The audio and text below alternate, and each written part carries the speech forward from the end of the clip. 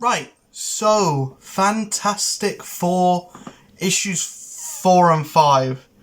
Um, I'm still really enjoying this, but that's a bit too high.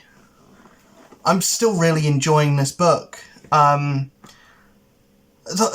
a lot of things that for a Fantastic Four book, Ryan North is doing right, and that's fun. He's having fun with the characters. It's not taken too seriously, even though, I think a lot of that is Abancoello's artwork as well, and the colour. It's very bright. It's a very bright, poppy book. Even when, like, stuff is going on at night, the colours still pop, and that's really important for a Fantastic Four book. It should feel like you're having fun reading it, and that's what the movie needs to do as well. Just be fun, be a fun movie, and then this just fun book, and it is a fun book. It's been mostly like one and done. It's mostly like each issue is dealing with a different kind of story, is telling its own story with like a B plot being put in, being like feathered in throughout the back, and that was Reed Richards did something to make everyone hate him, and that's revealed in issue 4, and that's really smart because you are peppering in this kind of mystery of what did Reed do, but you're not leaving it 25 issues for people to get bored and drop off to reveal this big important thing that's going to shape the rest of your run. And it doesn't even seem like it's that important. It's just kind of addressing, the Fantastic Four aren't going to be as like big top of the world superheroes anymore. The most of America, if not the planet, hates them for what they did and what Reed did. And what did Reed do? Well, he blew up like half of Yancey Street. He blew up like the middle of New York, for good reason, but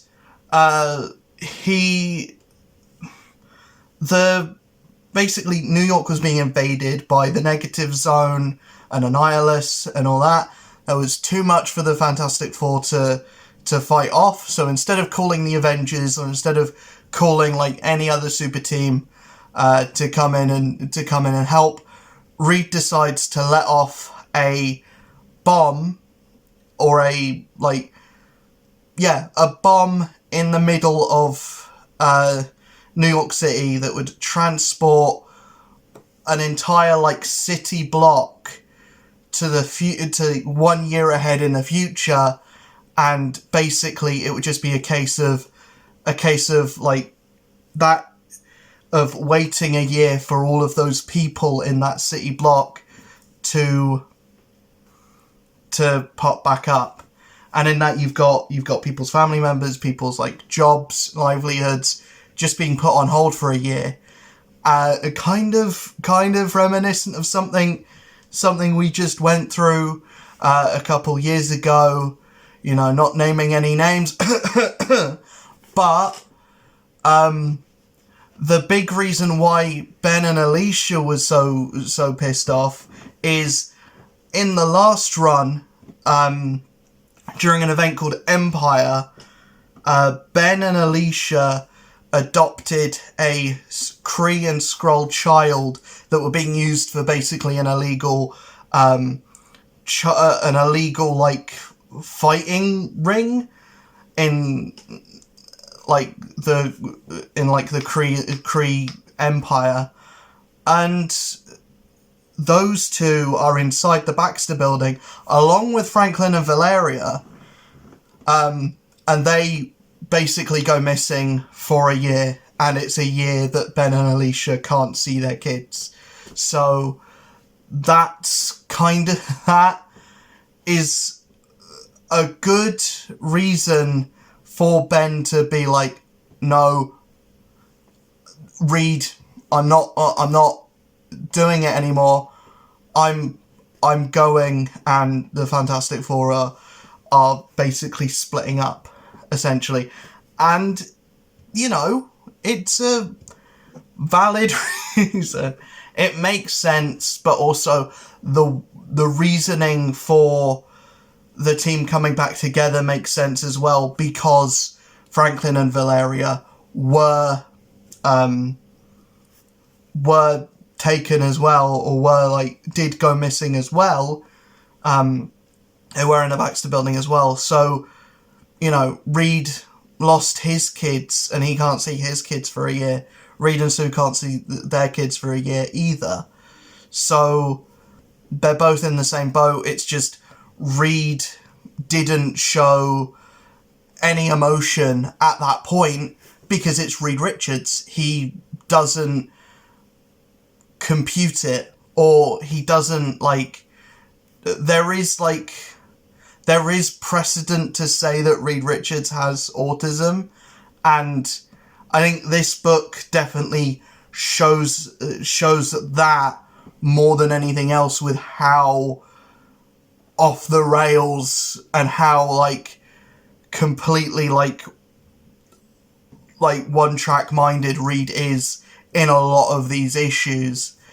And I think that I think it's leading to that kind of reveal, or that's just a thing that should be known, or that's just a thing that should be implied. I don't think we need to specifically be told or have an issue where, you know, Reed Richards gets an autism diagnosis.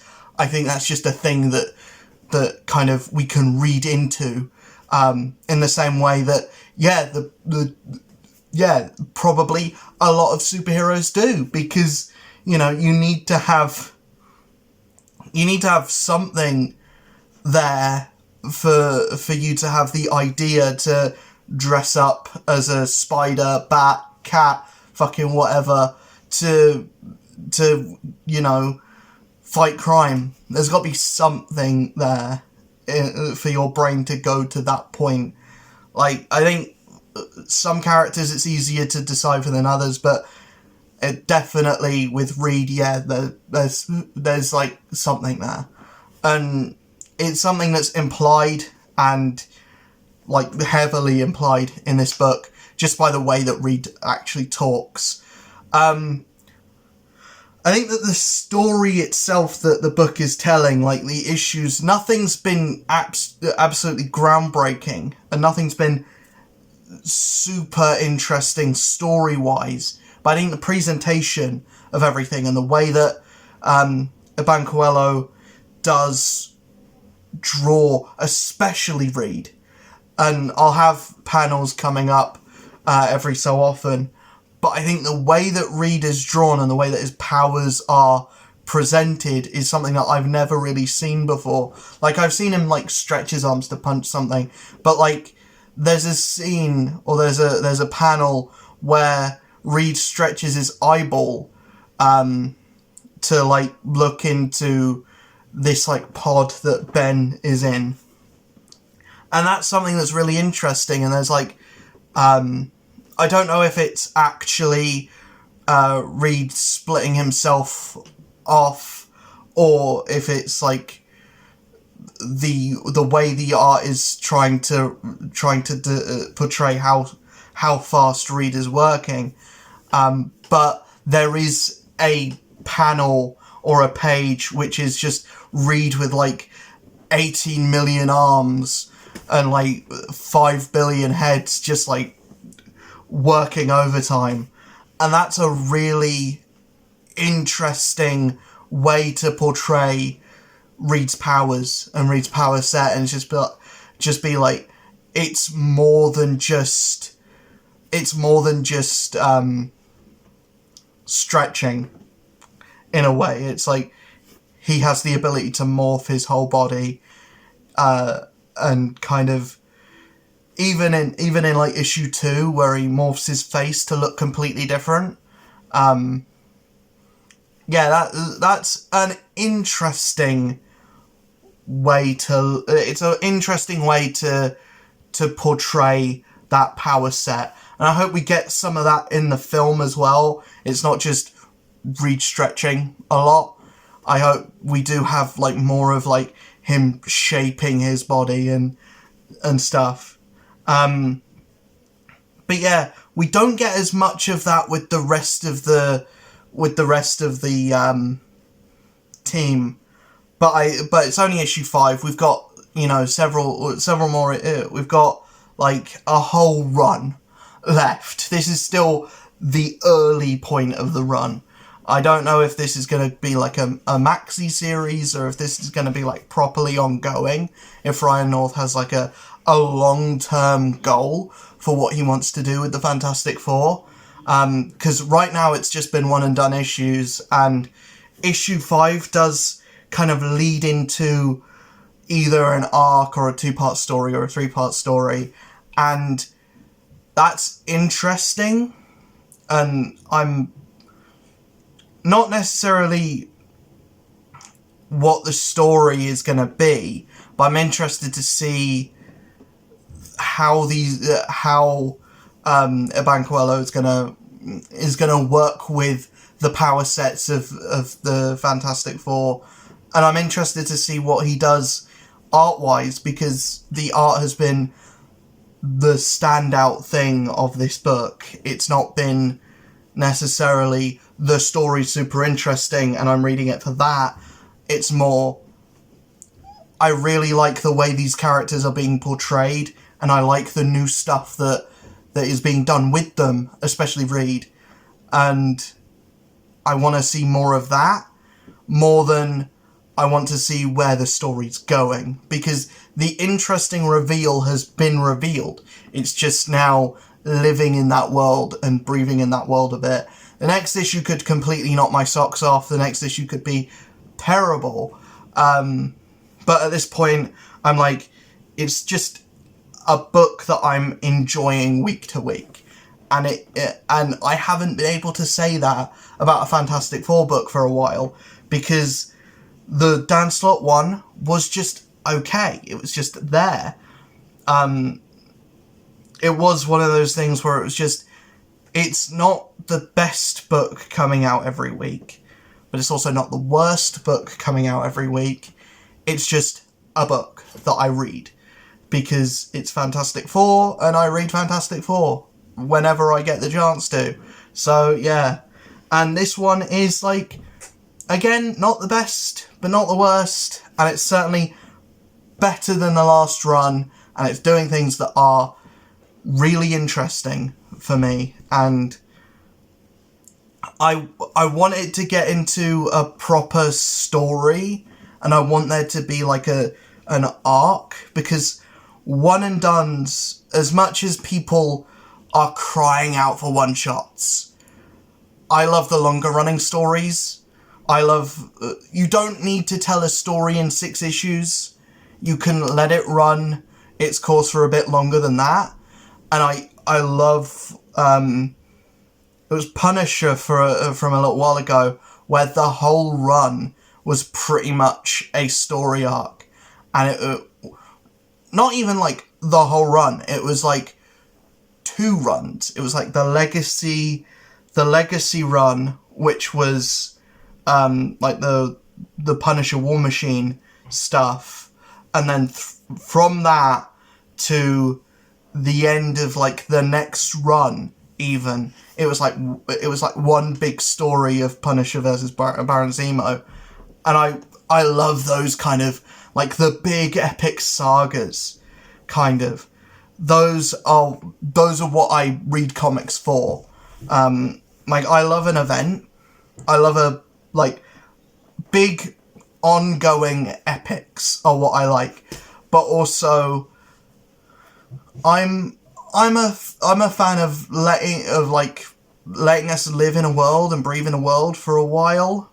But I think 5 issues in, we can get into an arc, at least now.